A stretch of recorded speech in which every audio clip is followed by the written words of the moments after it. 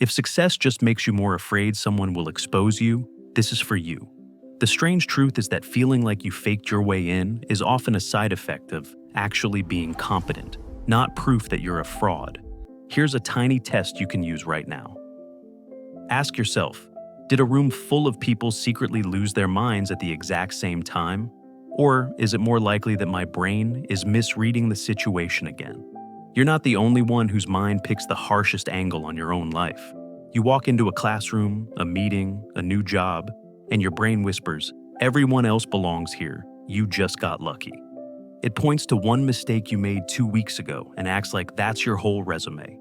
Underneath that, there are old survival habits. Maybe you grew up needing to be perfect to feel safe or praised. Maybe no one modeled what normal learning looks like, so every confusion feels like proof that you don't deserve the seat you're in.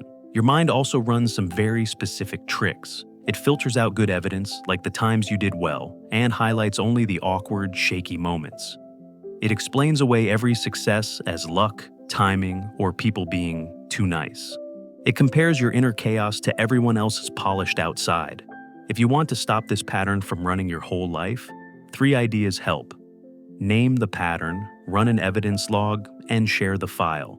Name the pattern works because giving a feeling a name turns it from a scary truth into something you can observe. It shifts you from, I am a fraud, to, oh, this is that fraud feeling again. You can start using Name the Pattern today by catching that first wave of panic and saying, my brain is playing the I don't belong story right now. You're not arguing with it, you're labeling it. An everyday example. You're about to submit an assignment or an email to your boss and your stomach drops. Instead of rewriting it a 10th time, you pause and think, this is the they'll realize I'm dumb story.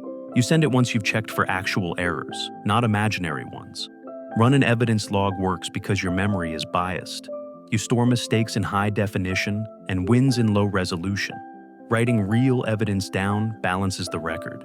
To use Run an evidence log, grab a note on your phone or a page in a notebook and create a simple log for the area where you feel like a fake. Your degree, your job, your creative work. Each time something goes even slightly well, you jot a tiny factual line. Passed the midterm. Manager said the presentation was clear. Client renewed contract. An everyday example is a student who feels like they snuck into their program. Every time they pass a quiz, finish a lab, or help a classmate understand something, they add one line to the log. When the spiral hits before an exam, they read the list instead of trusting their feelings. Share the file works because your brain is terrible at judging itself in isolation. Other eyes can see the gap between your narrative and reality much more clearly. Using Share the File doesn't mean you dump all your fears on everyone. It means you choose one trusted person, a mentor, friend, or future you, and let them see your evidence. You're asking, does this look like someone who faked every step? An everyday example. Before a performance review, you feel sure HR is going to escort you out. You send a short summary of your year, the projects, the feedback, the numbers, to a friend who knows your field. They point out that it reads like a normal, even strong year, and name places you're underselling yourself. There's a student named Mia who thought her university had made a mistake. She was the first in her family to get into a big-name program. The first week she sat in lecture, convinced that everyone else had read more, knew more, and thought faster. When she got a good grade on the first assignment, she dismissed it as an easy marker. When a professor praised her question, she decided he was just being polite. By midterm, she was exhausted from pretending to be the kind of student she already was. One night she pulled up her portal and counted. She had turned in every assignment, passed every quiz, and classmates were now asking her for help. The fear didn't vanish, but the story started to crack. She hadn't hacked the system. She had done the work. That's the weird part of this pattern. The people who worry the most about being frauds are often the ones who care enough to check themselves. They prepare, they study, they notice gaps. The people who should be questioning their competence usually don't. Your brain also confuses new with fake. Anytime you stretch, new role, new school, new project. You go from knowing the rules to learning the rules. That gap feels like danger. For someone who values being capable, that discomfort gets mislabeled as proof that you don't deserve to be there. There's another twist. High standards move faster than progress. As you grow, you see more of what's possible. so the bar in your head keeps rising. You're chasing a moving target. By the time you hit what used to be your dream, your inner critic has already upgraded the goal. You can soften that by noticing what you would say to someone else with your track record. If a friend showed you your grades, your reviews, your portfolio, would you call them a fraud? Or would you say, wow, you're doing well and you're still learning like everyone else? When you use name the pattern, you begin to separate feelings from facts. When you run an evidence log, you build a physical counter-argument to the stories in your head. And when you share the file, you borrow a less biased perspective until your own catches up. If hearing that this is common among high-achieving, thoughtful people makes you feel less alone, subscribe so you have company while you practice. The goal isn't to never feel like a fake again. It's to stop letting that feeling make your decisions.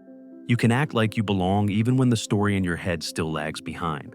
One helpful move is to treat your fraud thoughts as weather, not as law. Today my brain is stormy is very different from I am a storm. Weather changes. Your worth doesn't. You might notice certain situations light this up more than others. Exams, presentations, meetings where you're the youngest person, situations where you're the only one of your background in the room.